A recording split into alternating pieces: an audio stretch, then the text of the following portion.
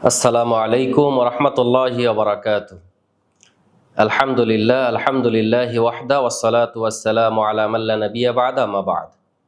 প্রশংসা আল্লাহ সুবহানাহু ওয়া তাআলার জন্য। আলহামদুলিল্লাহ।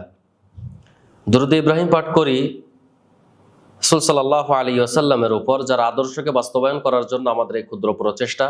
আল্লাহুম্মা সাল্লি আলাইহি আল্লাহুম্মা বারিক আলাইহি।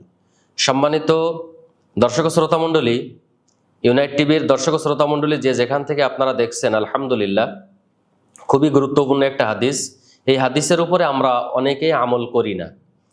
কেমন? আল্লাহ রাসূল সাল্লাল্লাহু আলাইহি ওয়াসাল্লাম 12, 28 এবং 6236 নম্বর হাদিস সহিহ বুখারী, 65 নম্বর হাদিস সহিহ মুসলিম, 5000 নম্বর হাদিস সুনানে আন-নাসাঈ। এখানে বলছেন, আব্দুল্লাহ ইবনে আমর ইবনে আল-আস রাদিয়াল্লাহু তাআলা আনহু বলেন যে রাসূল সাল্লাল্লাহু আলাইহি ওয়াসাল্লামকে এক ব্যক্তি জিজ্ঞাসা করলেন, আইয়ুল ইসলামি খায়রুন, আল্লাহ রাসূল, ইসলামের সর্বোত্তম কাজ কোনটি? সাহাবাদের চিন্তা ছিল আখেরাত নিয়ে সবসময়, এই জন্য তারা ইসলামের সর্বোত্তম কাজ কোনটি, কিয়ামতের মাঠে আমরা কিভাবে নাজাত পাবো, কবরে কিভাবে নাজাত পাবো, এই সম্পর্কে জিজ্ঞাসা করতেন। তার মধ্যে একটা হচ্ছে, আল্লাহ রাসূলকে বললেন, আইয়ুল ইসলামি খায়রুন, আল্লাহ রাসূল, ইসলামের সর্বোত্তম কাজ কোনটি?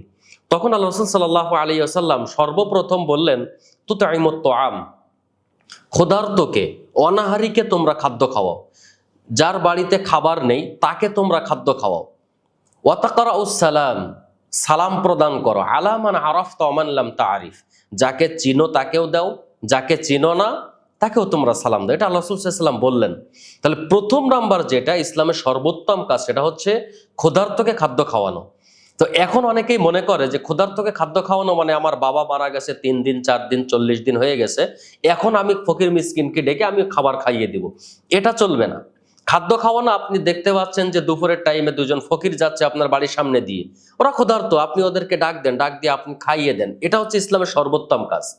বা যে কোনো সময় আপনি দেখছেন যে একজন রাস্তায় ফকির দাঁড়িয়ে আছে, তাকে আপনি কিছু খাবার তাকে দিয়ে দেন, হোটেল থেকে হোক, বাড়ি থেকে নিয়ে হোক, যেভাবে হোক আপনি তাকে খাবারটা দিয়ে দেন। এটা হচ্ছে ইসলামের সর্বোত্তম কাজ। আর এই ভালো কাজটা যদি আল্লাহ পছন্দ হয়ে যায়, আল্লাহর কাছে যদি এই ভালো কাজটা পছন্দনীয় হয়ে যায়, তাহলে হয়তো আল্লাহ রাব্বুল আলামিন আপনাকে জান্নাত দিয়ে দিবেন ইনশাআল্লাহ। এরপরে দ্বিতীয় নাম্বার ইসলামের ভালো কাজ হচ্ছে সালাম প্রচার করা। যত আপনি সালাম প্রচার করবেন, যত আপনি সালাম দিবেন, তত আপনি অহংকার মুক্ত জীবন যাপন করতে পারবেন। এই জন্য আমাদেরকে চেষ্টা করতে হবে, সামনে যেই আসুক না কেন, সে আপনার পরিচিত হোক বা অপরিচিত হোক, ইসলামের দ্বিতীয় নাম্বার ভালো কাজ হচ্ছে যে সালাম প্রচার করা।